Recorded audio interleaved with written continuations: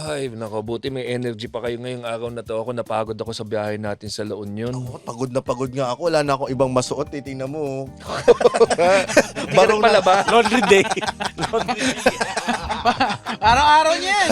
Araw-araw niyan. Na sobrang pagod ko kung ano na lang makuha ko sa closet. Yun na yung kinuha ko.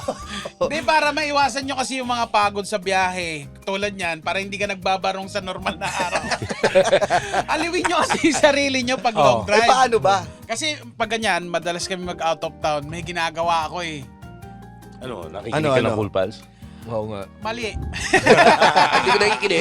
Hindi ka nakikinig, kaya pala ang hirap natin dumating sa 1 million Nakikinig streams. ako. Oo. Kaya lang, syempre, meron din akong ibang pang-aliw bukod dun sa nakikinig ako ng episode. Kailangan real time din eh. Oo. May mga tinitignan ko yung mga witty na tindahan. Di ba mahilig tayo sa Pinoy na ganyan? Oo. May nakita ako na gano'n, no? Pagdaan namin ng ganyan. Shoo! Medyo, Ganon. pag nakita ko, aba, ang bilis ng parang ang pangalan ng tindahan niya, Harry Potter.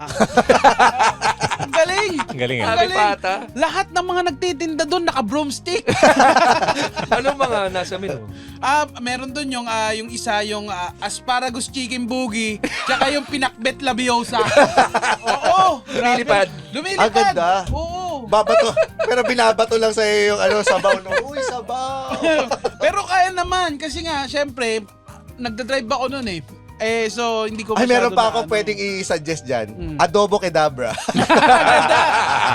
Dapat nakalagay Galing, sa ano yan sa anong tawag dito, sa sombrero, di ba? Oo. Ay, alam mo, parang may kalaban yan. Kasi nung dumaan ka rin, isa lang naman tayo dinaanan. Palaon yun din. Oo, talaga? Ay, oo. Alam mo pa rin ginagawa ko eh. Nag-connect tayo. Oo. Kahit tayo yung mga host na walang chemistry. Oh, May nadaanan ako karinderya din. Parang Harry Potter. anong pangalan? Chito Merienda.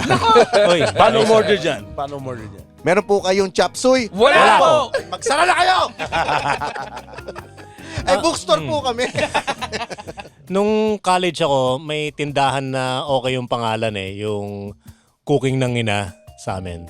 Uy. Tingnan ina. Oo. Madalas ka ba dyan? Oo naman, sarap ng cooking niya eh. Alam mo, merong kumalaban dyan eh. Mm. Di ba, cooking ng ina mo. Tapos sa tapat na restaurant, ang pangalang cooking ng ina mo rin. Wow, how creative. Oh, Oo. Di ba? Isa na lang yung same tao. Oo.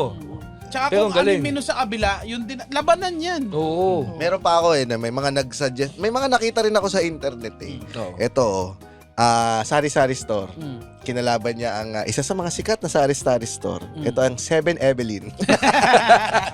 Aba, 24 hours din yan. No, sa Recto, nung 90s, katabi ng Kentucky, may Kentabi dati. Oh, lahat ng experience mo galing sa college. Oo. Sa recto no? Karamihan Hindi din Oo, sila oo, kasi hindi din sila lumabas ng bahay after college. Yun na yung peak ng buhay ko eh. Alin yung college. Oo, yun lang, downhill na pagkatapos. Nakakaawa ka naman. So ito downhill tong Cool Pals para sa iyo. Ang ganda no? Kasi pag sobrang creative, magugulat ka na lang, matatawa ka na lang, pero sobrang effective talaga. Oo, para makukuha yung mo, attention mo eh. Tapos doon ka talaga pupunta. Meron nga akong pinapotocopyhan eh. Pakopya ni Edgar. Importante sa ganyan, no? Sobrang witty na para makabenta ka rin pa rin. No? Oo. Tsaka, syempre, ang higit sa lahat, ang pinaka-importante talaga dyan, maayos yung internet mo. Lalo na sa panahon ngayon. Oo, sana nga nagpa-laundry ako sa ng damit ko sa Lord of the Rings. or sa, shall not wash! or sa Magna Cum Laude Laundry. Magna cum laude. Pero yung mga ganyan talaga, ang mga Pinoy kasi, kilala yan sa pagiging creative. Talaga ba?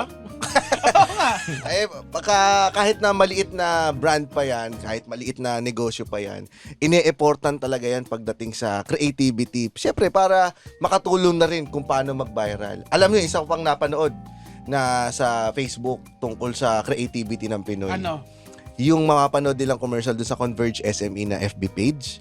Napanood mo ba yan, GB? Oo, sa Converge SME Solutions Facebook page. Ano siya, 3-part mini-series. At yung soundtrack niyan, Ano nga yun, Muman? Yung Aura, narinig ko Aura ang soundtrack niyan nun eh, yung Oo. sa Four of Spades. Akala Ako ko. pa ng Forbes. Hindi, ibang Aura yun. Ibang aura. Okay. Okay. Mabuti naman. Oo. Importante talaga yung magandang internet mo pag maganda rin yung business mo, di ba? Kaya ako, Ay, naku. sana sa bukuan mo, James. Ikaw hindi mo pa napapanood. Tara, panoorin natin.